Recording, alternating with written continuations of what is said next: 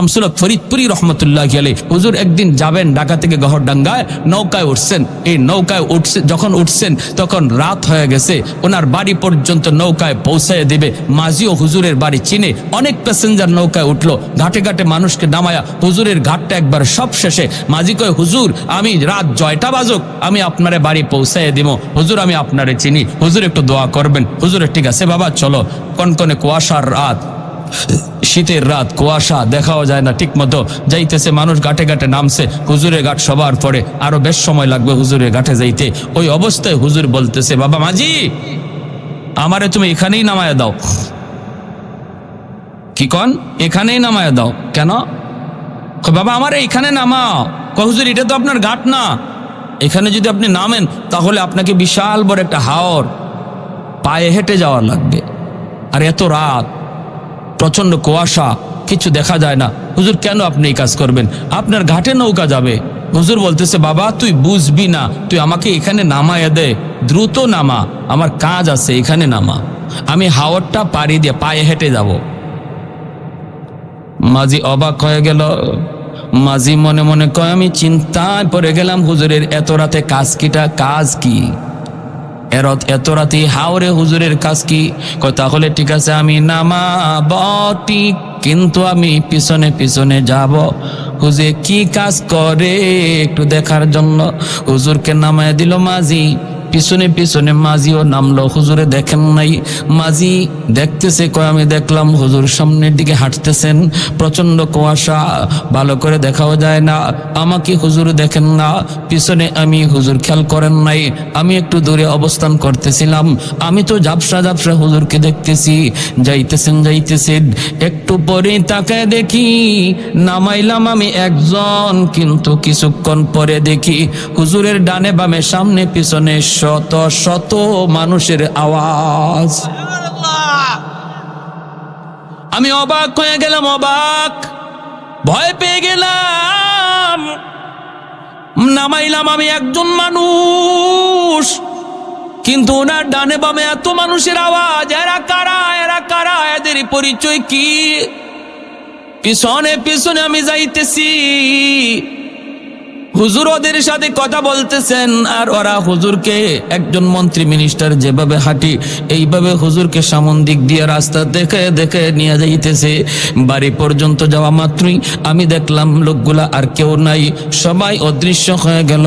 হুজুর ঘরের ভিতরে ঢুকবেন, আমি যাইয়েই সালাম দিয়ে দিলাম, আসসালামু আলাইকুম ওয়া রাহমাতুল্লাহ। হুজুর আমাকে দেখে বলতেছেন, বাবা তুমি এখানে কেমন করে? কই হুজুর আমি তো আপনার পিছনে পিছনে আসছি। কেন আসছো? কি জন্য আসছো? কি দেখছো?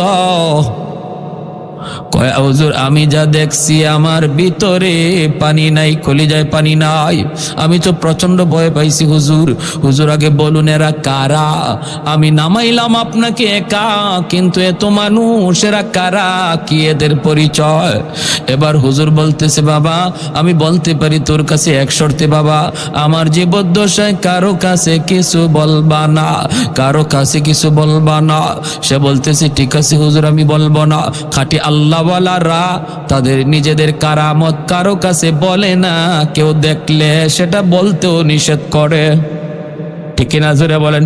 আর ভেজাল যত জায়গায় আছে খালি সাইনবোর্ড আর অ্যাডভার্টাইজ,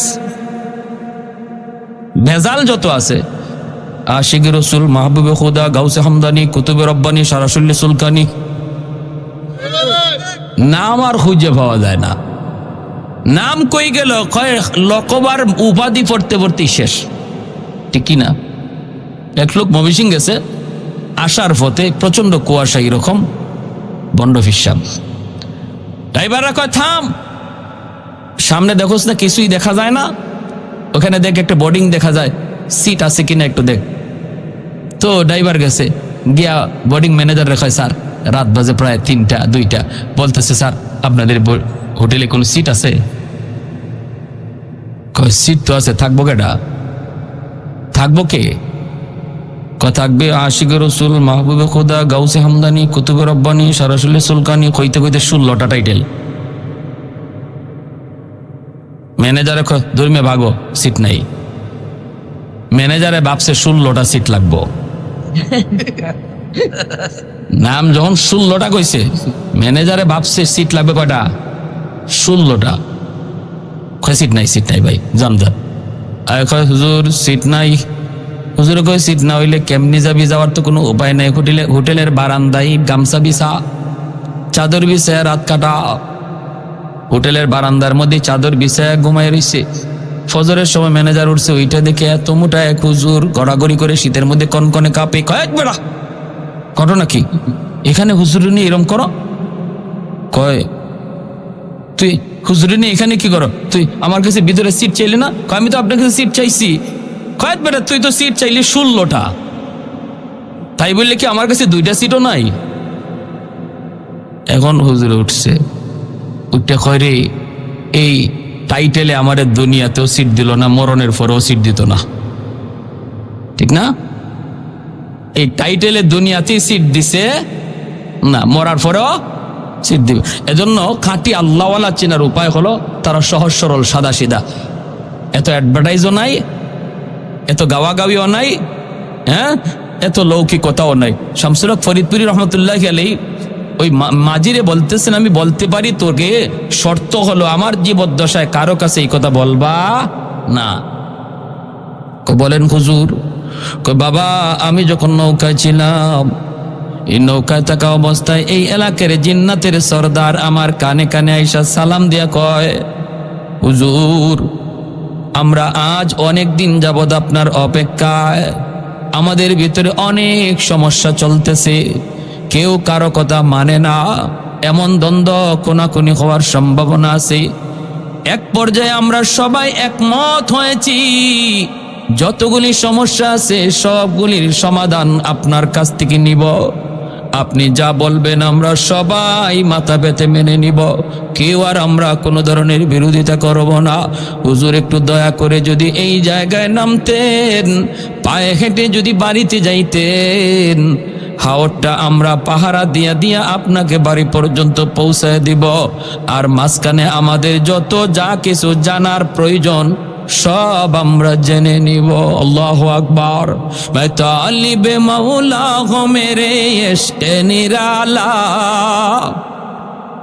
मैं तालिब मौला हूँ मेरे इश्क़ निराला, है जुमला जहाँ जिनके तजल्ली से उजाला, है जुमला जहाँ जिनके तजल्ली से उजाला, मदरुद जहाँ गैर खुदा यार नदारम, जुज याद खुदा ही चे दिगर कार नदारम, जुज याद खुदा ही चे दिगर कार नदारम। ज़ोरे कुन अल्लाहु अकबर। আর একটু জোরে কোন আল্লাহু আকবার। তাহলে আল্লাহর নবী বলেছেন উলামায়ে কেরামকে মানব দানব পশু পাখি সবাই শ্রদ্ধা করে, কারণ হলো ওরা জানে উলামায়ে কেরামের উসিলায় আল্লাহ সবাইরে খাওয়াইতেছে। ঠিক কিনা? ঠিক কিনা? আমার আপনারও আল্লাহ খাওয়ায় মাদ্রাসার উসিলায়, ঠিক কিনা? আমি মাদ্রাসা দান করলেও মাদ্রাসা চলবে, না করলেও মাদ্রাসা চলবে, বাকি মাদ্রাসায় আমি দান কইরা মাদ্রাসা টিকায় রাখছি বিষয়টা এমন নয়, বরং মাদ্রাসায় উসিলায় আল্লাহ আমাকে টিকায় রাখছে। ঠিক কিনা রে ভাই? আমাদের সিলেটের বহুত পুরো একজন আল্লাহর ওয়ালি, নাম হলো শাইখে কাতিয়া রহমতুল্লাহি আলাইহি, কুতবুল আলম শাইখুল ইসলাম হুসাইন আহমদ মাদারি রহমতুল্লাহি আলাইহির সুযোগ্য শাগরেদ। হুজুর এরকম যেভাবে গেছেন, যেখানে গেছেন সেখানেই মাদ্রাসা তৈরি করেছেন, কারণ উনারা দেখতেন, উনারা জানতেন আসমানের কুটি হলো মাদ্রাসা, আসমানের খাম্বা হলো মাদ্রাসা, মাদ্রাসা যেখানে হবে এখানে রহমত থাকবেই থাকবে। যেদিকে গেছেন ওই দিকেই মাদ্রাসা তৈরি করেছেন। এজন্য বিদাতীদের দল, ভণ্ডদের দল হুজুরকে হত্যা করার জন্য ওরা ষড়যন্ত্র করে। ওই মৌলবীর কারণে তো আমরা গান বাজনা করতে পারি না, আমরা এক্সিবিশন করতে পারি না, যাত্রার প্যান্ডেল করতে পারি না। এই মৌলবীর হত্যা করা ছাড়া কোনো উপায় নাই, উপায় নাই। আল্লাহর ওলির কাছে একবার ডাকাতের দল ভরা মৌসুম, আপনারা জানেন সিলেট এলাকাতে অনেক বেশি বন্যা হয়। একবার এরকম বন্যা হয়েছে, বন্যার ভিতরে মাদ্রাসায় ডাকাতের দল নৌকা নিয়ে মাদ্রাসায় হাজির হয়েছে। হুজুরের কাছে আইসা বলতেছে, হযরত আমাদের এলাকার 2 গ্রামের ভিতরে প্রচন্ড ঝগড়া, যে কোনো সময় কোনাকুনি হয়ে যেতে পারে। আপনি যদি না যান তাহলে মানুষ কতজন খুন হবে এর হিসাব নাই। সবাই এক বাক্যে মেনে নিয়েছে, আপনি যেই সমাধান দিবেন এই সমাধান সবাই মেনে নিবে। ভাটি এলাকার মানুষগুলা হুজুরকে এইভাবেই মানত, এইভাবেই শ্রদ্ধা করত। হুজুর যেই জায়গায় যে হাজির, প্রচন্ড মারামারির ভিতরে মার থেমে যেত। চতুর্দিকে উপরের দিকে এরকম ভাবে ফায়ারিং হচ্ছে, কিন্তু আল্লাহর ওলি মাঝখানে যে যদি দাঁড়াইতেন, সাথে সাথে দুনো পক্ষের রাগ গুসা পানি হয়ে যাইতো। আল্লাহু আকবার। এত বড় বুজুর্গ, এত বড় আল্লাহর ওলি ছিলেন। হুজুরে বলতেছেন, ঠিক আছে বাবা, তাহলে আর দেরি নাই, আর দেরি নাই, তাড়াতাড়ি চলো, দেরি নাই, তাড়াতাড়ি চলো, আমাকে নিয়ে চলো। এই বইলা আল্লাহর ওলি তিনি উঠলেন নৌকায়, নৌকায় উঠে গেলেন। জানাজানি নাই, কাউকে বলাও নাই, উঠে গেলেন। কারণ আল্লাহর ওলিরা তারা সর্বদা মনে করতেন মুসলমান কখনো মিথ্যা কথা বলতে পারে কিছু। যে আগে যায় বলতো তার কথাই বিশ্বাস করতেন। পরে যদি একজনে যায় বলতো, হুজুর ও তো আপনার কাছে মিথ্যা কথা বলছে, তখনই ধমক দিত, মুসলমান আবার মিথ্যা বলে নাকি? সুবহানাল্লাহ, জোরে কর না। যে মুসলমান আবার মিথ্যা বলে নাকি? আগের জনে আপনারে মিথ্যা বলছে এই কথাটা বুঝানোই যেত না। কি বুঝলেন? আমরাও মুসলমান, তারাও তো মুসলমান, ঠিক না? উনি নৌকা উঠছেন, নৌকা উঠতে ডাকাতরা লয়ে যাইতেছে হাওর এলাকায়, সিলেটের হাওর এলাকায়। অসুবিধা হইতেছে আপনাদের ভাই, অসুবিধা হইতেছে। এই যে কুয়াশার পানি পড়তেছে, কিন্তু কষ্ট হইতেছে আপনাদের। এখন হাওরের মাঝামাঝি গেছে, একদম হাওরের মাঝামাঝি। হুজুর বলতেছে, কি রে বাবা, ওই গ্রাম তো এত দূর হওয়ার কথা না, তোমরা আমারে কোথায় নিয়ে যাচ্ছ? না হুজুর, এই যে চলে আসছি, আর অল্প সময়। মূলত ওদের টার্গেট হলো একদম হাওরের মাঝামাঝি নিয়ে হুজুরকে একদম জবাই করবে, জবাই করে হাওরে ফেলাই দিবে। হাওরের মাঝামাঝি নেওয়ার পরেই ডাকাতরা তাদের চেহারা পাল্টায় ফেললো। কাছে আইসা কয়, মৌলবী প্রস্তুত হয়ে যাও, আমাদের দীর্ঘদিনের চেষ্টা, তোমারে খুন করব। তোমার কারণে আমরা গান বাজনা যাত্রা প্যান্ডেল কিছুই করতে পারি না। খালি যাবায় যাও, এবারে যাই তুমি মাদ্রাসা, যেখানে যাও সেখানে গান বন্ধ করে ফেলো, ঠিক আছে? আজকে তোমার জীবনের শেষ দিন, তুমি প্রস্তুত নাও। আল্লাহর ওলি বলেন, আমাকে একটু সুযোগ দিবানি 2 রাকাত নামাজ পড়ার? কয়, কোনো অসুবিধা নাই, শেষ জীবনের শেষ নামাজ পড়তে চাও, নামাজ পড়ে নাও। আল্লাহর ওলি 2 রাকাত নামাজে দাঁড়াইলেন নৌকার ভিতরে। যেই মাত্র নামাজে দাঁড়াইলেন, সাথে সাথে প্রচন্ড ঝড় তুফান শুরু হয়ে গেল। এমন তুফান, এমন ঝড়, মুহূর্তের ভিতরে আকাশের রং চেঞ্জ। আল্লাহর ওলি এখনো নামাজে সালাম ফিরান নাই। এমন ঝড়, নৌকা ডুবে যাবে। আর এটা এমন এক হাওর, সুনামগঞ্জের ভাটি এলাকার হাওর। এই হাওরে যদি নৌকা ডুবে, হুজুর তো মরবেন, মরছেন, কিন্তু ডাকাইতে একটাও বাঁচবে না। এখন ডাকাতের দলগুলি কয়, তাড়াতাড়ি নৌকা সামাল দেওয়া, আগে মৌলবীরে পরে মারবো, আগে নৌকা সামাল দিয়ে নিজের জান বাঁচাও। ওরা তুফান আর ঝড়ের কবল থেকে নিজেকে বাঁচানোর জন্য নৌকা সামাল দিতে লাগলো, নৌকা সামাল দিতে লাগলো। আল্লাহর ওলি তিনি তো নামাজে খবর নাই এইদিকে এত ঝড় বয়া যাইতেছে। কারণ খাঁটি আল্লাহওয়ালারা যখন নামাজে দাঁড়ায়, দুনিয়ার কোনো হোশ থাকে, কোনো খবর থাকে না, কোনো খবর থাকে না। ভাইরে, উনিও নামাজ শেষ করছেন, আর নৌকাও যাইয়া দেখা গেল একটা ঘাটে লাগলো। এত বড় হাওর থেকে কেমনে ঘাটের মধ্যে আসলো? ঘাটে লাগছে তো লাগছে, যে ঘাটে যায় লাগছে এটাও সুনামগঞ্জের থানার ঘাট, পুলিশ পাহারায় নিয়োজিত। নৌকা প্রায় 4টা বাজে একটা নৌকা ঘাটে লাগছে ঝড় তুফানের ভিতরে। পুলিশ টর্চ মাইরা দৌড়ে আসতেছে। আই সেই পুলিশ যখন নৌকার মধ্যে টর্চ মারছে, মাইরে দেখে আল্লাহর কুতবে জামান শাইখে কাতিয়া রাহিমাহুল্লাহ। যেই মাত্র হুজুরে দেখছে, এমনি পুলিশেরা দৌড় দিয়া গেল, হুজুর আপনি এত রাতে নৌকায় কেন, আর এরা কারা? যেই মাত্র কইছে এরা কারা, ডাকাতের দল দিশা বিশা পায় না, কোথায় থানা, আর আমরা ছিলাম কোথায়, কেমনে থানার ঘাটে এসে লাগলো।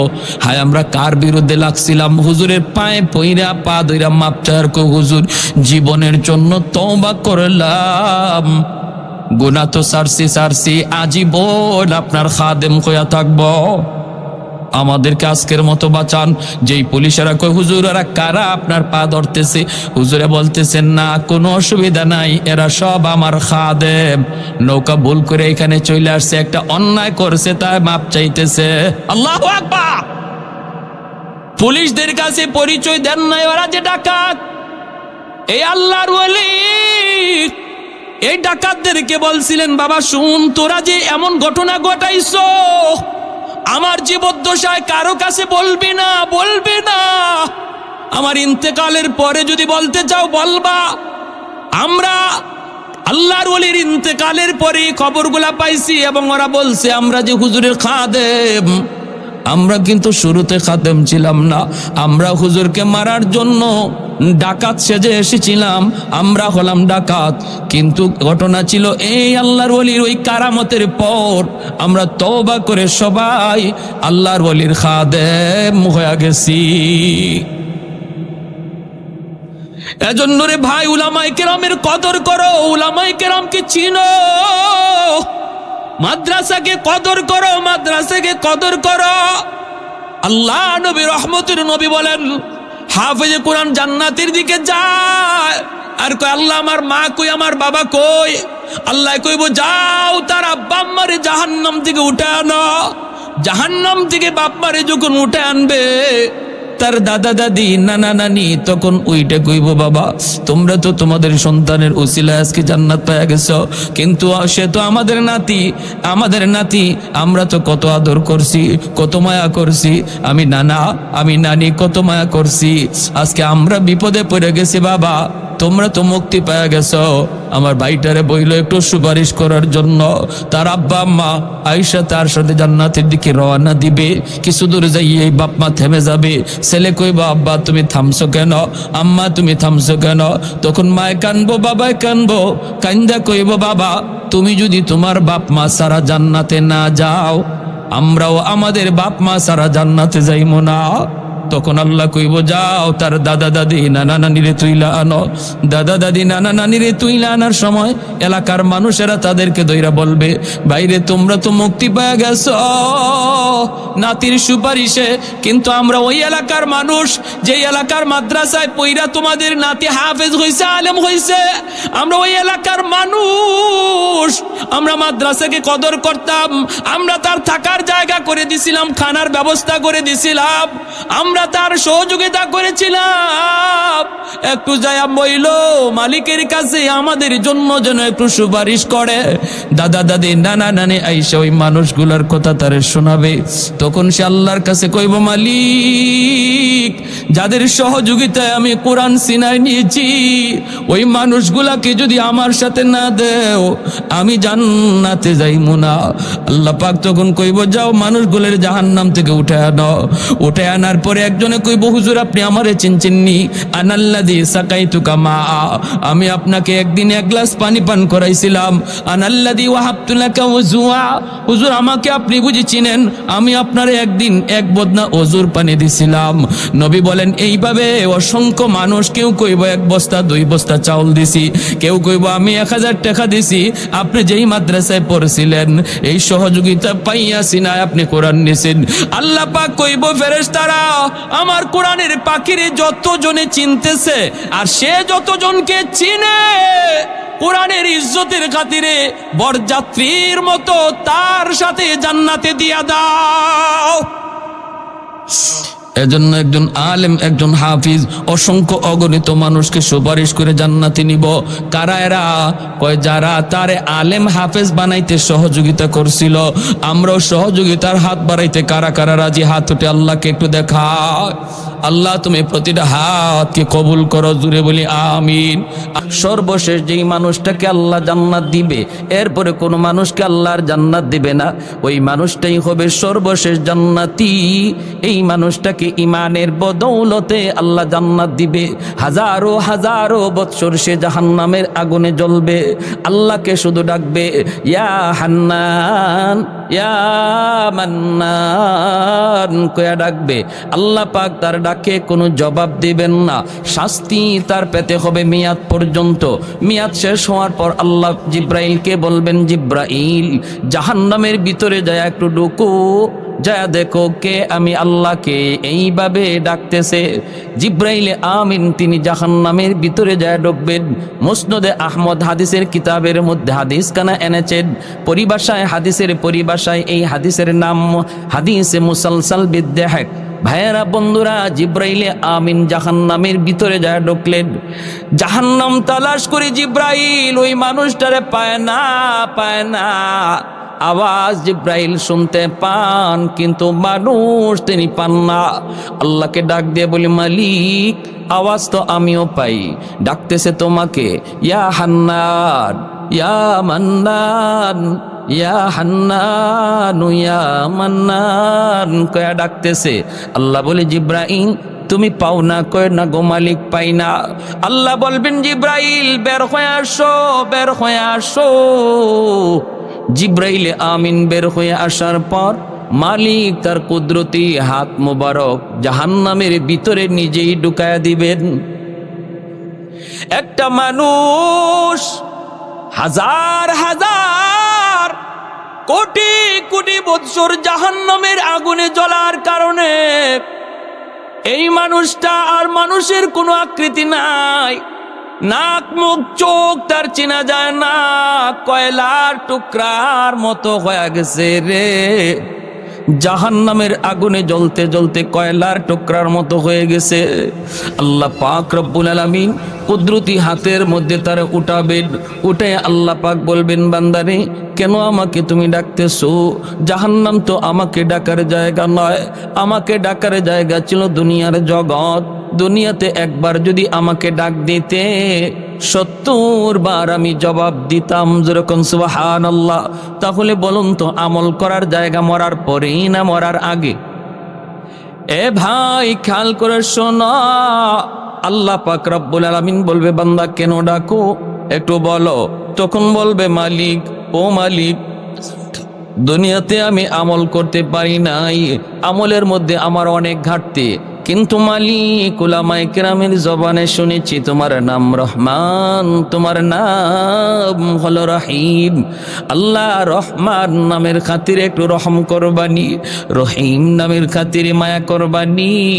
আল্লাহ পাক রব্বুল আলামিন তখন তারে আবে হায়াতের পানি দিয়ে ধুইয়া মানুষের আকৃতি আনবেন। রব্বুল আলামিন বলবে, একটু দয়া করার কথা বলছো, করব, কি চাও তুমি বলো। কয়, আল্লাহ আমাকে তুমি জাহান্নামের নিচে ফেলায় রাখছো, দয়া করে যদি একটু উপরে উঠাইতা, একটু যদি তুমি জাহান্নামের উপরে দরজার কাছে রেখে দিতা গো। ও মালিক তুমি তো পারো, তোমার নাম রহমান।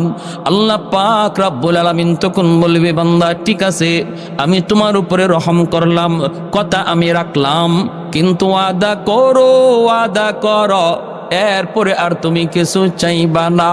কই না গো মালিক, আমি আর কিছু চাইবো না। জাহান্নামের দরজার পাশে এনে আল্লাহ তারে রেখে দিবেন। কিছুক্ষণ পরে আবার আল্লাহকে ডাক শুরু করবে, ইয়া হান্নান ইয়া মান্নান কয়া আবার ডাক শুরু করলো। বান্দা কি হয়েছে, আবার কেন ডাক দিয়েছো? কইব, মালিক আমাকে যেই জায়গায় তুমি রেখে দিয়েছো এই জায়গাটা জাহান্নামের দরজার পাশ। আল্লাহ তুমি আমারে যেইখানে রাখছো এটা জাহান্নামের দরজার পাশ।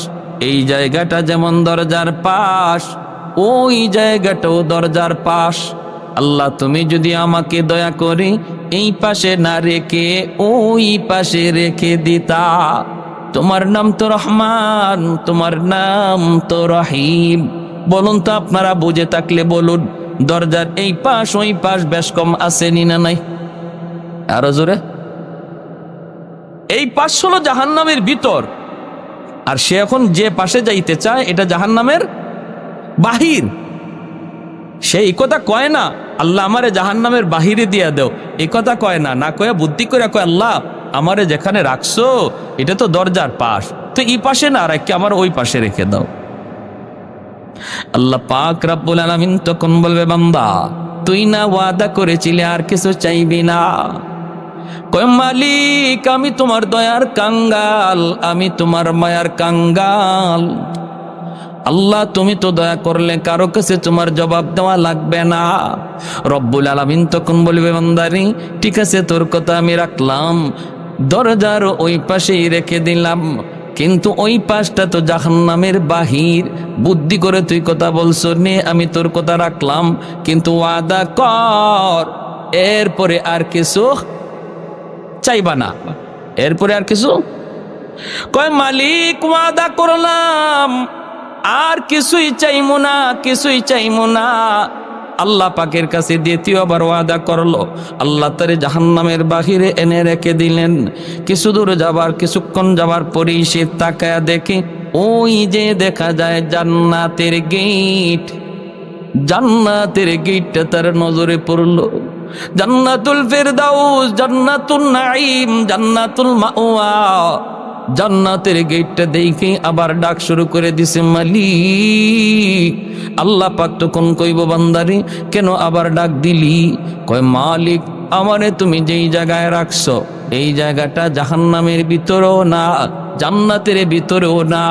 আল্লাহ আমাকে যেখানে রাখছো এখানে রাখা যে কথা জান্নাতের গেটের পাশে রাখা এক কথা। ওই বুঝে আসছে আপনাদের? আমি বলি না আমাকে জান্নাত দিয়া দাও, গেটের পাশে একটু রেখে দাও, এখানে রাখা আর ওখানে রাখা এক কথা। আল্লাহ পাক রব্বুল আলামিন কয় বান্দা আমিও তো বুঝি এক কথা ওই, কিন্তু তুই না ওয়াদা করেছিলি এরপরে আর কিছু চাইবি না। তখনই কই মালিক আমি তোমার দয়ার কাঙ্গাল, আমি তোমার মায়ার ভিখারি। আল্লাহ বলেন বান্দা নে এই কথাও আমি রাখলাম, তোর জান্নাতের গেটের পাশেই রাখলাম, তবে ওয়াদা কর এরপরে আর কিছু চাইবি না। কয় মালিক আর কি চাওয়ার আছে, এত দূর পর্যন্ত আইছি এটাই শুকরিয়া, এর বেশি আর কেমনে চাইমু, আমার পুঞ্জি নাই, আমার তো মূলধন নাই। আল্লাহ বললেন ঠিক আছে ইয়াদ রাখিস, জান্নাতের গেটের পাশে এনে যখন আল্লাহ রেখে দিলেন এইবার সে জান্নাতের ভিতরটা দেখার জন্য পাগল, একটু ছিদ্র তালাশ করে, ছিদ্র দিয়া জান্নাতের ভিতরটা একটু দেখবে।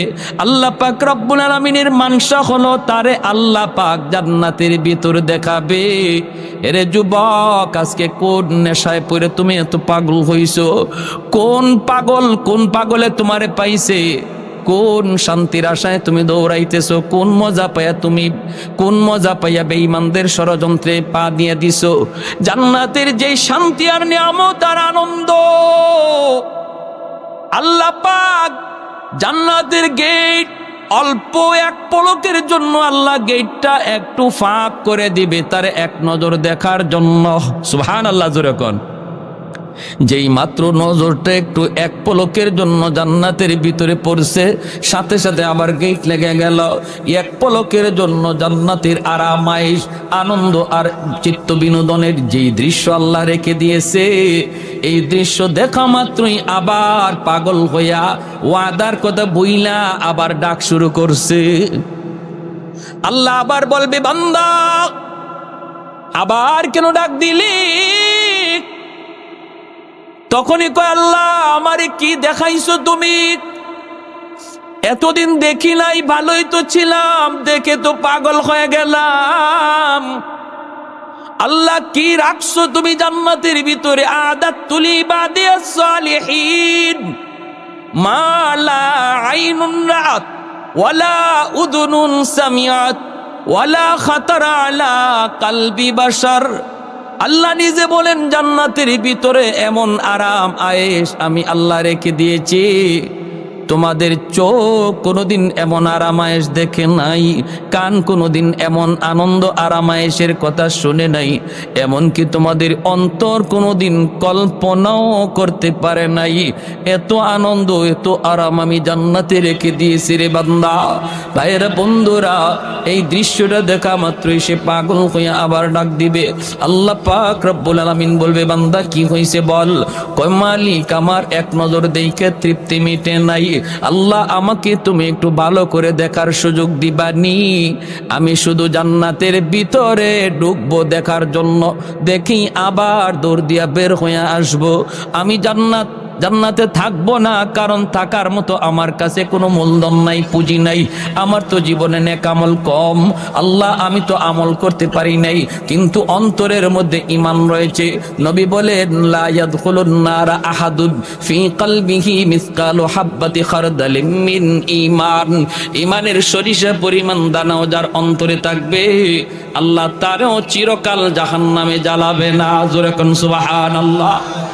আল্লাহ পাক রব্বুল আলামিন কইব, বান্দা এবার তুই নিজে বল কতবার তুই ওয়াদা করলি আর কতবার ভাঙলি রে?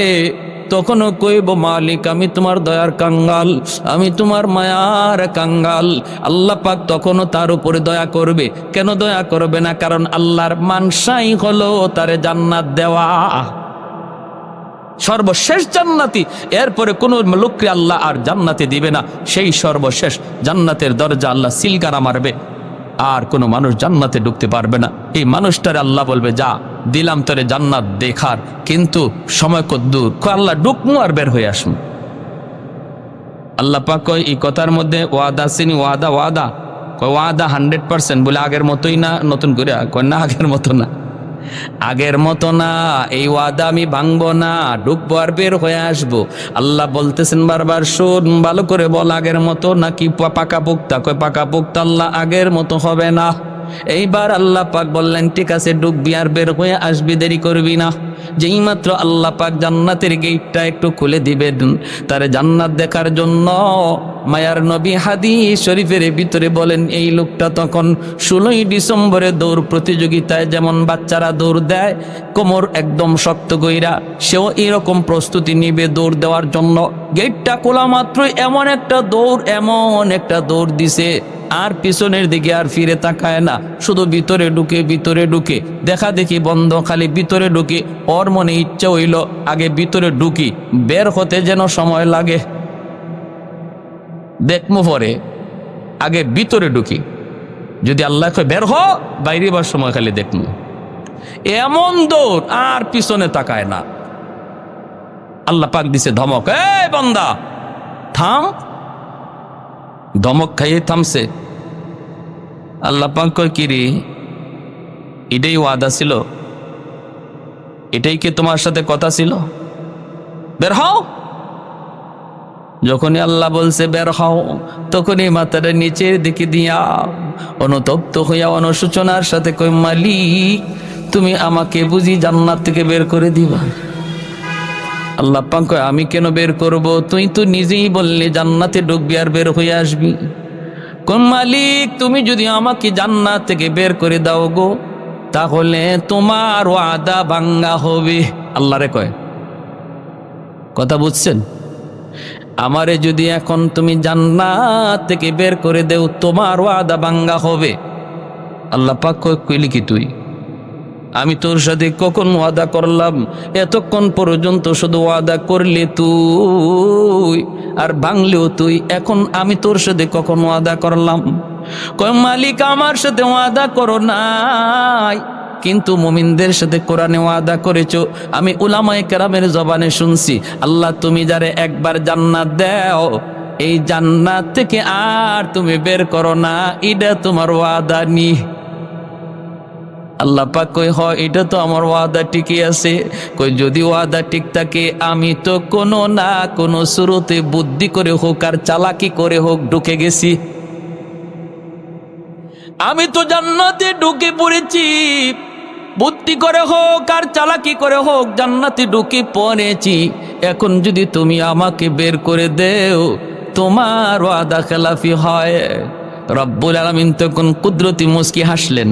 সুবহানাল্লাহ, জোরে কর, আর একটু জোরে কর না সুবহানাল্লাহ। আল্লাহ কুদরতি মুস্কি হাসা কই, বান্দারে চালাকিটা তো কম করলি না। মনে হয় বাঙালি, চালাকিটা তো কম করলি না। হ্যাঁ, সব খবর না রাখলো এক খবর রাখছো, আমার ওয়াদার খবর, ঠিক কিনা? ঠিক আছে, তুমি যা শুনেছো ঠিক শুনেছো, ঠিক শুনেছো। ওই জায়গাটার মধ্যে আল্লাহ হাসছেন। জিব্রাইল আমিন যখন নবীরে এই হাদিস শোনাইতেছেন, তো আল্লাহ নবী এখানে হেরি চালাকি শুনে আল্লাহ নবী হাসে দিছেন, জিব্রাইল আমিন হাসে দিছেন। তা আল্লাহ নবী জিজ্ঞেস করতেছে, নবী সাহাবীদেরকে শোনাইতেছেন, সাহাবায়ে কেরামও এখানে হাসে দিচ্ছেন। সাহাবায়ে কেরাম আল্লাহ নবীরে জিজ্ঞেস করে, নবীকে হাসলেন কেন? নবীকে আমি হাসছি কেন এটা কি বলবো? জিব্রাইল আমারে শোনায় আর হাসে। জিব্রাইল হাসছে। আমি জিব্রাইলকে জিজ্ঞেস করেছিলাম, ভাই জিব্রাইল আপনি হাসলেন কেন? জিব্রাইল কয়, নবীকে আমি হাসবো না, আল্লাহ নিজেই হাসে দিছে। হের কথা শুনে আল্লাহ নিজেই হাসে দিছে। এজন্য এই হাদিস আমাদেরকে আমাদের উস্তাদরা পড়াইছেন, আমিও আপনাদেরকে শোনাইলাম। এই জায়গাতে আইসা সবারই একটু মুস্কি হাসি বের হয়। আর এই হাসিটা এমন এক সুন্নত, সাহাবায়ে কেরামের সুন্নত, নবীর সুন্নত, জিব্রাইলের সুন্নত, আল্লাহর সুন্নত। সুবহানাল্লাহ। কিয়ামত পর্যন্ত আমার নবীর এই হাসিটা জারি থাকবে। এজন্য হাদিসের পরিভাষায় এই হাদিসটাকে হাদিসে মুসালসাল বিদ্দেহেক বলা হয়। এজন্য বলছিলাম হাসি আনন্দ ইসলামে আছে, নবীজিও কৌতুক করেছেন। এরপরে ঘটনাটা কি হয়েছে তার সাথে আমি পরে বলতেছি, শুধু একটু কথা বলে নেই। নবীজি একবার সাহাবায়ে কেরামদেরকে নিয়ে এরকমভাবে গুল হয়ে বসছেন, আর নবী বলতেছেন, সাহাবীরা শোনো, খেজুর তো মাঝখানে আছে, খেজুর খাবা ভালো কথা, কিন্তু ফাঁকে আমার কিছু কথা শুনো, দিনই আলোচনা, খেজুরও খাও, দিনের কথাও শোনো। সাহাবায়ে কেরাম গুল হইয়া বসছেন, নবীজির পাশেই বসছেন নবীজির দামান, আমাদের সিলেটি ভাষায় কয় দামান, আপনারা বলেন মেয়ের জামাই, ঠিক না? জামাতা কিনি কে? হযরত আলী রাদিয়াল্লাহু তাআলা আনহু। 4 খলিফার মধ্যে প্রথম 2 খলিফা নবীর কি হন? শ্বশুর। জিগাও নে, খেলোয়াড়ের নাম যুবকরা সবার আগে কইব, কিন্তু এই জিনিসের খবর নাই। 4 খলিফা, প্রথম 2 খলিফা নবীর কি হন? শ্বশুর। পরের 2 খলিফা জামাই, হযরত ওসমান গনি আর হযরত আলী রাদিয়াল্লাহু তাআলা আনহু। এই দুজন হলেন নবীজির মেয়ের জামাই। আর আবু বকর সিদ্দিক আর হযরত ওমর রাদিয়াল্লাহু তাআলা আনহুমা, তারা হলেন নবীজির শ্বশুর। তো আলী রাদিয়াল্লাহু তাআলা আনহু নবীজির মেয়ের জামাই, অর্থাৎ খাতুনে জান্নাত ফাতেমা রাদিয়াল্লাহু তাআলা আনহাকে নবী আলীর কাছে বিয়ে দিয়েছিলেন, এই হিসাবে জামাই। আবার আরেক সম্পর্কে চাচাতো ভাই। তো পাশে বসা নবীজির, খেজুর খাওয়া চলছে, নবীজি দ্বীনের আলোচনা করতেছেন, সবাই আলোচনা শুনতেছে আর খেজুর খাইতেছে। খেজুর খাওয়া শেষ, আলোচনাও শেষ। এইবার নবী বলেন, শোনো, অনেক আলোচনা হলো, মাঝখানে একটা খেজুরের স্তূপ, এটাও শেষ। খাওয়াও চলছে, আলোচনা হইছে, এখন বোঝা দরকার কে কি পরিমাণ খেজুর খাইল, একটু বোঝা লাগবে। সাহাবায়ে কেরাম বলে, নবী গো কেমন করে বুঝবো? খেজুর তো ফেটে গেছে, কার ফেটে কদ্দুর ঢুকছে এটা বুঝবো কেমনে? নবী কই, বোঝার সুরত আছে, যার সামনে যেই পরিমাণ বিচি বোঝা যাবে সে ওই পরিমাণ খাইছে, ঠিক না? সবাই যার যার উরের দিকে তাকাইছেন, দেখেন না বিচি মিল মতোই আছে, যা খাইছেন তাই আছে।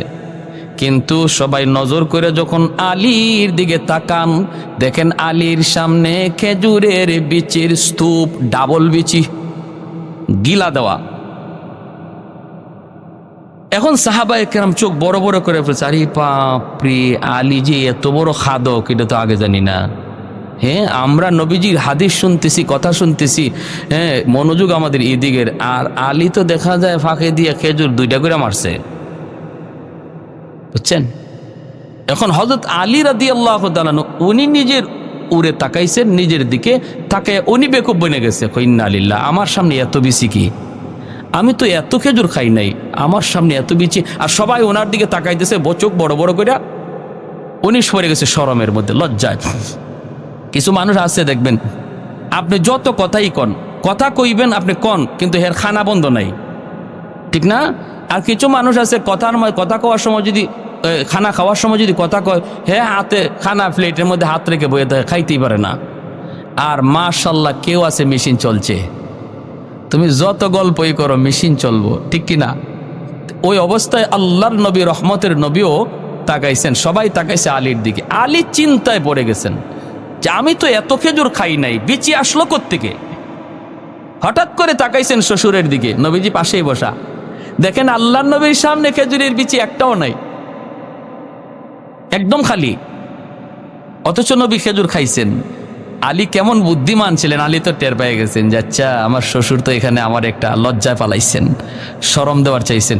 শ্বশুরে খেজুর খাইছেন ঠিক, আর গোপনে গোপনে বিচি রাখছেন আমার সামনে। নবীজি খেজুর খাইছেন ঠিকই, কিন্তু বিচি রাখছেন জামাইয়ের উড়ো, জামাইয়ের সামনে, জামাইয়ের শরম দেওয়ার জন্য। শ্বশুর জামাই পাশাপাশি বসা যায় তো? আপনাদের এলাকায় বসে? বিভিন্ন জায়গায় শ্বশুর সামনে জামাই আসতে চায় না, শরম পায় না, এটা নিয়ম না। শ্বশুরের কাছে বসে গল্প করা যায়, শ্বশুরের কাছে বসা যায়, হারাম জায়গাত বসা যায় না। শালির সামনে বসবেন না, এটা হারাম। হ্যাঁ, এটা হারাম, এটা হারাম। যতই আপনার চাচতলি চাচি শাশুড়ি হোক, তার সাথে পর্দা করা ফরজ, সামনে যাওয়া হারাম। শ্বশুরের কাছে বসেন। আল্লাহর নবীর দিকে যখন হযরত আলী তাকাইছেন, দেখেন কোনো বিচি নেই। এই শুনেন এবার আলীর কথাটা। নবী বলতেছেন, যার সামনে যেই পরিমাণ বিচি আছে বোঝা যাবে সে ওই পরিমাণ খাদক, আর এত পরিমাণ খাওরা, এমন খাইতো চিনে। হযরত আলী বলেন, ইয়া রাসূলুল্লাহ, আমার একটা কথা আছে। কি কথা? যার সামনে যেই পরিমাণ বিচি আছে বোঝা গেল এই পরিমাণ খাইছে, এটা ভালো কথা, কিন্তু যিনি খেজুরের সাথে বিচি সহ খাইছে ইনি কত বড় খাওরা। বুঝছেন কেমন হইছে? আমরা তো বিচি রাখছি, কিন্তু আমাদের মাঝে এমনও কেউ আছে যিনি বিচি সহ খাইলিস। আল্লাহর নবী মুস্কি হাইসা বলেন, আলী ঠিকই তুমি, আনা মাদিনাতুল ইলমি ওয়া আলিয়ুন বাবুহা, আমি এলেমের শহর আর আমার আলী হলো শহরের দরওয়াজা। যেরকম সুবহানাল্লাহ, আল্লাহু আকবার। এজন্য বলতেছিলাম বিনোদনের অনুমোদন ইসলামে আছে, তবে সেটা গান বাজায়া নয়, নারী পুরুষের ডলাডলি করে নয়। আজকে 16ই ডিসেম্বর বাংলাদেশের একটা স্বাধীনতা দিবস, হ্যাঁ আনন্দ করেন, মজাক করেন, হ্যাঁ করেন, একটু আনন্দ হবেই তো, স্বাধীনতা। তাই বইলে কি এটা ওই মহিলাদেরকে নিয়ে রাস্তায় ঘুরতে হবে আর রাস্তায় ডেস্ক স্টেপ বাজাইয়া গান বাজাইয়া আনন্দ করতে হবে? এর তো কোনো অনুমতি শরীয়তে নাই, ঠিক কিনা? আমার আনন্দ, বিনোদন, হাসি সব কিছু একটা লিমিটের ভিতরে থাকবে, ইসলামের গণ্ডির ভিতরে। গণ্ডির ভিতরে থেকে আপনি বিনোদন করেন, আনন্দ করেন, শরীয়তে এলাও, কিন্তু গণ্ডির বাহিরে যাবেন এটার কোনো এলাও না, ঠিক কিনা? যখনই এই লোকটা কইছে, আল্লাহ তুমি ওয়াদা ভঙ্গ করবা, আল্লাহ বলছে, ঠিক আছে, আমার ওয়াদার খবর তুমি জানছো, কথা ঠিক, আমার ওয়াদা, যাও আমি তোমার জান্নাত দিয়েই দিলাম। জোরে কোন সুবহানাল্লাহ। ভাইয়ের আমার, তাহলে এই জায়েজ না জায়েজ, হালাল হারামের কথাগুলি, শরীয়তের বিধিবিধানগুলি আজকে আমাদের যুব সমাজ জানে না। তাদেরকে জানানো প্রয়োজন, কাছে টানা প্রয়োজন, দিল থেকে মহব্বত করে কাছে আনা প্রয়োজন। বাবা যুবক, বুঝাইলে অনেক যুবকই বুঝে, আলহামদুলিল্লাহ, কোন ঠিক কিনা? অনেক যুবকের পরিবর্তন এসেছে, অনেক যুবকের পরিবর্তন। ফোন দেয় আমাদেরকে, হুজুর আমার জীবন চেঞ্জ হয়ে গেছে, হুজুর আমি আমার পথ বদলায় ফেলছি, আলহামদুলিল্লাহ হুজুর আপনার ওই বয়ানে, আপনার ওই বয়ানে হুজুর আমি অনেক পরিবর্তন। কত যুবক মসজিদে আসে, হুজুর আমার দাড়ি ছিল না, দাড়ি রাখছি, হুজুর আমার মাথায় টুপি ছিল না, টুপি রাখছি। দিল থেকে কথাগুলি বললে আলহামদুলিল্লাহ সমাজের যুব সমাজ এখনও তারা প্রস্তুত কথা নেওয়ার জন্য।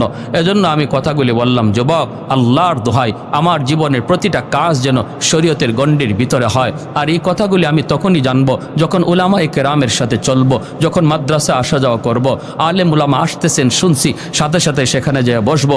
যখনই আমার অন্তরে তলব থাকবে, অন্তরে নেওয়ার ইচ্ছা থাকবে, তখন আল্লাহ আমাকে হেদায়েত দান করে দিবে। তাহলে অন্তরে তলব তৈরি করার দরকার আছেনি না নাই? কোরআন হলো রহমত, কোরআন হলো রহমত।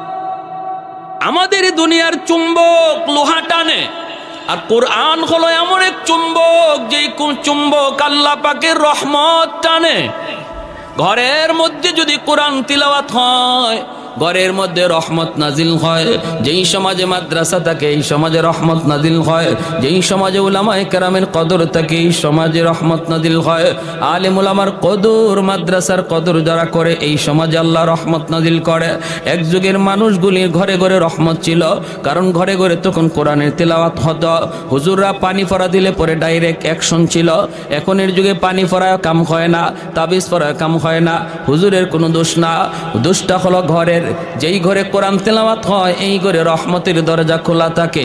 যেই ঘরে কোরআন তেলাওয়াত হয় না, গান বাজনা চলে, টেলিভিশন চলে, নাটক সিনেমা চলে, খেলাধুলা চলে, এই ঘরে গজবের দরজা খোলা থাকে, রহমতের দরজা বন্ধ। মুসলমানের ঘরে প্রতিদিন টেলিভিশন অন করা হয়, টেলিভিশন চালু করা হয়, কিন্তু প্রতিদিন কোরআন চালু করা হয় না। ঠিক কিনা জোরে বলেন? আল্লাহর কোরআনের গিলাফটা পর্যন্ত মুসলমানের ঘরে পাওয়া যায় না। টেলিভিশনের কভার পাওয়া যায়। হুজুর পানি ফোড়া দেয় আপনার ঘরে ঢুকার জন্য, কোরআনের আয়াত পড়া হুজুরে ফু দিল, এই ফু আপনার ঘরে ঢুকতে যায়, যায় দেখে ঘরে রহমতের দরজা বন্ধ। ঠিক না? ঠিক কিনা? যায় দেখে আপনার ঘরে রহমতের দরজা বন্ধ, ফু ঢুকতে পারে না, কারণ কোরআন রহমতের দরজা ছাড়া ঢুকে না, গজবের দরজা দিয়ে কোরআন ঢুকে না। ওই যুগে ডাইরেক্ট অ্যাকশন ছিল, কারণ মুসলমানের ঘরে রহমতের দরজা খোলা ছিল। বর্তমান যুগে রহমতের দরজা আমরা বন্ধ রাখছি, গজবের দরজা খোলা রাখছি। হুজুর কোরআন পড়ে ফু দেয়, কিন্তু ফুতে অ্যাকশন হয় না। ভাইরা, আল্লাহর কালামের মধ্যে কি পরিমাণ অ্যাকশন! আমাদের সিলেটের নুরুদ্দিন ঘরপুরি রহমতুল্লাহি আলাইহি বহুত বড় আল্লাহর একজন ওলি ছিলেন। শনি মঙ্গলবারে হুজুরে পানি ফোড়া দিতেন, পানিতে ফু দিতেন, মানুষ বোতল নিয়ে আসতো পানি ফোড়া নেওয়ার জন্য, হাজার হাজার মানুষের লাইন ধরতো পানি ফোড়া নেওয়ার জন্য। হুজুরে পানি ফোড়া কেমন করে সবাই দিবেন? হুজুরে কাম করতেন কি কাম? এক কাম করতেন কি আজীব কাম। ইনি মাদ্রাসার সামনে বিশাল বড় একটা পুকুর, এই পুকুরের মাঝে ফু দিয়া হুজুর চলে যাইতেন। বুঝছেন অবস্থা? পুকুরে ফু দিয়া হুজুরে বলতেন পানি নাও। পুকুর দিকে মানুষ পানি নিত, পানিতে কাম হয়ে যাইত। লন্ডন থেকে হুজুরের এক ভক্ত আসছে, হুজুরের ভক্ত, কঠিন ভক্ত। কয় হুজুর, আমি লন্ডন থেকে আপনার পাগল হয়ে আইছি, হুজুর একটু পানি ভরার লাগি। হুজুরে কয় পুকুরও ফু দিছি। কয় হুজুর, পুকুরের এক কোনায় ফু দিছেন, আর এক কোনায় ফু গেল কেমনে? হুজুর কয় গেল কেমনে তোমার বুঝে আসে না? কয় হুজুর, আমার একই নয় না। হুজুর একই নয়, কিন্তু ইতমিনানে কলব হয় না। হুজুর, এই যে আমি একটু জগ লই আইছি, এই জগটার মধ্যে একটু ফু দেন, আমার খাস ভাবে একটা ফু দেন। হুজুর কয় তুমি খাস ভাবে ফু নিবা? ঠিক আছে, জগ ভালো করে ধরো। হুজুরে কন না সুবহানাল্লাহ।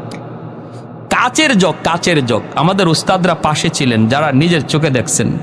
হুজুর বলতেছেন জগ দুই হাতে ধরো, দুই হাতে ধরো, ভালো করে ধরো, আমি ফু দিতেছি। এই লোক কাচের জগটা এভাবে ধরছে, আর আল্লাহর ওলি আস্তে যায় খালি পানিতে ফু দিছেন। ফু দেওয়া মাত্রই কাচের জগ টাস টাস করে কাচগুলা ভাঙ্গিয়া পানি মাটিতে পড়ে গেছে, চুরমার হয়ে গেছে কাচের জগ। আল্লাহর কোরআনের আসর আসেনি না নাই? জোরে বলেন। وَنُنَزِّلُ مِنَ الْقُرْآنِ مَا هُوَ شِفَاءٌ وَرَحْمَةٌ وَرَحْمَةٌ لِلْمُؤْمِنِينَ। ফখরে বাঙ্গাল রহমতুল্লাহি আলাইহি এক নাস্তিকে কয়, ট্রেনে দেখা, কয় হুজুর, সাধারণ মানুষে আর কত দুকা দিবেন? বেঈমানে কয়, কয় কিরকম? কই যে মানুষ খুব বিশ্বাস করে আয়, হুজুর একটা ফু দেন, ফু দেন, আর আপনি কি একটা বাতাস দিলেন, এই বাতাস দিয়া মানুষে আর কত দুকা দিবেন? আল্লাহর ওলি বলে, বাতাসে যে কিছু আছে তুমি বুঝো না? কয় না, ওই যে আমিও তো ফু দিলাম। কই কি হইল? আল্লাহর ওলি বলে, ফুতে কি হয় তুমি বুঝো না? কয় না, বুঝি না। বুঝাইবেন? হুজুর কয় বুঝাইতেছি তো। ফুতে কি হয় বুঝো না? কয় না, বুঝি না। কয় বাতাসে কি হয় বুঝো না? কয় না, বুঝি না। আল্লাহর ওলি কয়, তুমি বুঝবা কেমনে? তুমি তো যারর সন্তান, তোমার বাপের ঠিক নাই। ঠিক কওয়ার লাগে কই নাই, এখানে হেকমত আছে। যখনই আল্লাহর ওলি কইছে তোমার তো জন্মের ঠিক নাই, তখনই হের চেহারা লাল হয়ে গেছে। গালিটা সহজ না কঠিন? কঠিন না? চেহারা লাল হয়ে গেছে, বডিটা ফুলে গেছে, হাত মা গড়াইতেছে, ধরে লিব এখনই হুজুরে খেয়ে ফেলাইব। মানুষজন জমা হয়ে গেছে সব। মানুষজনকে কি হয়েছে হুজুর? কি হয়েছে না? হ্যাঁ সবাই থামাইতেছে, কি বিয়া কি হয়েছে? হুজুরের সাথে লাগছে। হুজুরে চিনো? কারে চিনমুনি পরে আগে আমার কি যা গালি দিছে হুজুরে। হুজুর কি গালি দিচ্ছেন? হুজুর না বেশি কিছু কইছি না তো, আমি কইছি যারর সন্তান, জন্মের ঠিক নাই। হুজুর একটু বেশি হয়ে গেছে। হুজুরে বলে, আমি তো গালি দিছি না, মূলত গালি দিয়ে তারে বুঝাইছি বাতাসে যে অ্যাকশন আছে। কিরকম? দেখেন, হ্যাঁ বলছে আমরা যে ফু দেই, বাতাস দেই, বাতাসে কি আছে এ বিশ্বাস হয় না, তো আমি তার একটা বাতাস ছাড়ছি। গালি এটা তো একটা বাতাস। আমি যে তারে কি মারছি, এই তোমার মারছি আমি, না মারে নাই হুজুরে, মারে নাই, কিন্তু আমি তার একটা বাতাস ছাড়ছি, নাপাক গালির বাতাস। এই নাপাক একটা গালির বাতাসে যদি তার চেহারা লাল হয়ে গেল, বডি ফুলে গেল, বডিতে এমন আসর করলো, একটা বাতাসে যাইয়া আল্লাহর কালাম পাক কালাম পইরা বাতাস দিলে যে আসর হয়, এটা তারে বুঝাইছি। কি বুঝেন?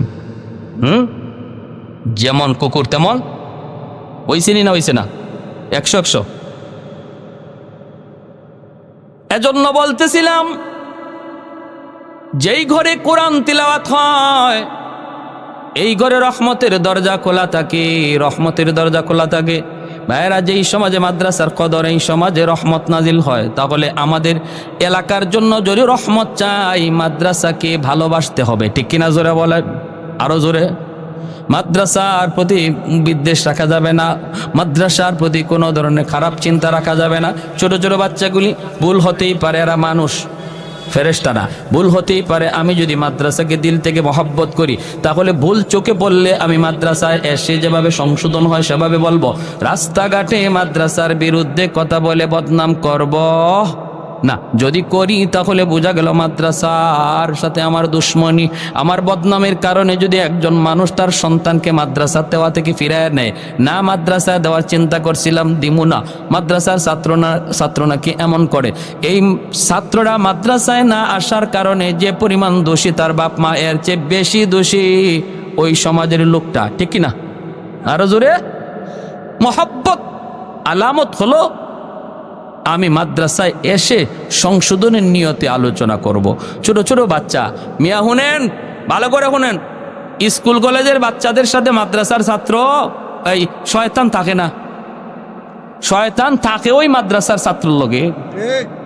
একটা ছাত্ররে যদি মাদ্রাসার একটা ছাত্রকে এই লাইন থেকে শয়তানে সরাইতে পারে, তাহলে শয়তানের জীবনের সকল শয়তানির শ্রেষ্ঠ শয়তানি এটা।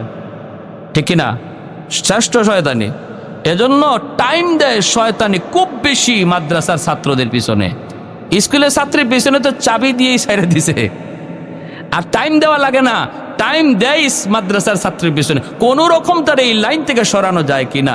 আমরা যখন বিশেষ করে হিফজের ছাত্ররা, বিশেষ করে হিফজখানার ছাত্র, এরা একদম বেহালত অবস্থা। আমরা তো হিফজে পড়ছি না, জামাতে পড়ছি। যখনই মাদ্রাসার নামাজের টাইম হতো, হিফজের ছাত্ররা মসজিদে আসতো, তখন আমরা জামাতের ছাত্ররা ওদেরকে সাইড দিতাম আর বলতাম ইয়াজুজ মাজুজ আসতেছে। কারে ঘুষি দিব, কারে কোন দিকে হালাইব লাথি দিয়া, কোন গাছের ডাল ছিঁড়বো, এটা হিসাব নাই। কারণ এতক্ষণ পর্যন্ত আসিল একটা বন্দির ভিতরে, পারছে না, শয়তানে আঙ্গুল দিয়েও পারছে না, কারণ হুজুরে বেদ সামনে। আর এখন একটু সুযোগ পাইছে, এজন্য আসতেছে। একদিন আমি সিলেট এক মাদ্রাসায় পড়ি, যখন ওই পিছনে নামাজে দাঁড়াইছে আর হিফজের ছাত্ররা পিছনে কিলাকিলি ঘুষাঘুষি শুরু করে দিছে। মাদ্রাসার একজন খুব শুভাকাঙ্ক্ষী একজন মুরব্বী মানুষ, হাজি সাহেব, মাদ্রাসার পাশেই, মাদ্রাসার দিকে খেয়াল করে, মাশাআল্লাহ খুব ভালো, কিন্তু উনি দোষ ধরে বেশি মাদ্রাসার ছাত্রদের ভুল বেশি ধরে, উস্তাদদেরকে বলে। তো ওনারে দেখলে আমরা ভয় পাইতাম, একদম সোজা হয়ে দাঁড়াই থাকতাম। উনিও মসজিদে নামাজে, আমরাও নামাজে, পিছনে ধুমধাম শুরু হয়েছে কিলাকিলি ঘুষাঘুষি। নামাজ শেষ হওয়ার পর আমি মনে মনে ভাবতেছি, আল্লাহ, আজকে হাজি সাহেব যে কি কয় আল্লাহ জানে। নামাজটা শেষ হয়েছে, পরে হাজি সাহেব দাঁড়াই গেছে, হুজুর, মসজিদ নিরপন। সিলেটি ভাষা বুঝেননি আপনারা? কিছু কিছু বুঝছেন। অতানি ভুয়া ফান্ডে হিকাইন,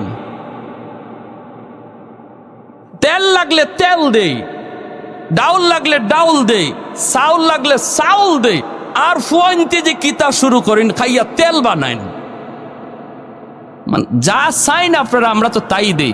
আর এই তেল খাইয়া বলে পিছনে নামাজে কিলাকিলি ঘুষাঘুষি করে। নাজিম সাহেব হুজুর দাঁড়াইছে, নাজিম হাজি সাহেব বন, হাজি সাহেব কি হয়েছে? ও মা, তুমি কি হইছে? নামাজ পড়তাম পারছি না, ফুয়াইনতের কিলাকিলি আর ঘুষাঘুষির খেলায়। হুজুরে কয়, হাজি সাহেব হনুকা ফুয়া ফানে পিছনে ঘুষাঘুষি কইরা তো আমার আপনারে নামাজ পড়ার সুযোগ করে দিছে। হয়ে অতা কিতা মাতইন আপনি? বলে যে অত তো শয়তান আইবার লইছিল আমার আপনার দ্বারো, আইয়া আমারে আপনারে কিলাকিলি লাগাইতো, ফুয়া ফানে পিছনে শয়তানরে আটকায় রাখছে। নইলে তো আমি আপনি কিলা কিলি লাগাই দিতাম। কই ওটা হাদিস তো হুজুর আগে শুনছি না, তে তো বালা, তে তো ফুয়াইনতে বালা কাম করছো। বুড়া মানুষ, আমি কি কিলগুশি লইতে পারতাম নি? এই অবস্থা। এজন্য বলি ছোট ছোট বাচ্চারা একটু এদিক সেদিক নড়াচড়া হরকত করব, এগুলা মায়ার দৃষ্টিতে দেখবেন, মায়ার দৃষ্টিতে। কারণ এরা জেনতেন কোনো মানুষ না, আল্লাহর পছন্দকৃত, আল্লাহর বাছাইকৃত, আল্লাহ বাছাই করে আনছেন। এই সিনার মধ্যে আল্লাহর কালাম আমানত থাকবে। মায়া করে ডাক দেবেন, বাবা এদিকে আসো, নেসাবজি এদিকে আসো, মুন্সি সাহেব এদিকে আসো, নাম ধরেও না। আল্লাহ সবাইকে বোঝার এবং আমল করার তৌফিক দান করুন। যা কিছু শুনলাম, বিচ্ছিন্ন কিছু কথা বললাম, আল্লাহ সবাইকে আমল করার তৌফিক দান করুন। ওয়া আখির দাওয়ানা আনিল হামদুলিল্লাহ।